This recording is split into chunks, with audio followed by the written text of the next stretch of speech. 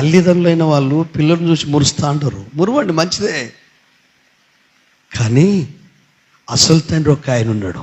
హల్లెలూయా. ఆయన రూపాన్ని ఏర్పరిచారు. బైబిలే చెప్తుంది, తల్లి గర్భంలో రూపుదిద్దుకునేటట్టు చేసింది ఆయన, ఆ స్ట్రక్చర్ ఇచ్చింది ఆయన. అయితే ఈ పిచ్చి జనము, ఈ పిచ్చి మనుషులు మిడిమిడి జ్ఞానంతో, మిడిమిడి తెలివితో, వాళ్ళకున్న ఫెసిలిటీస్తో, ఈ ఆస్తిపాస్తులతో, ఈ అందచందాలతో, ఈ డబ్బుతో, ఈ హోదాతో, ఈ పలుకుబడితో, ఈ వచ్చిన ఈ ఐడెంటిటీతో, ఈ గుర్తింపుతో సంతోషిస్తారు. సంతోషించండి, మంచిదే. కానీ అసలు ఆయన ఉన్నాడు కదా, ఆయన హ్యాపీగా లేడు మీ వలన, సంతోషంగా లేడు. ఎందుకు?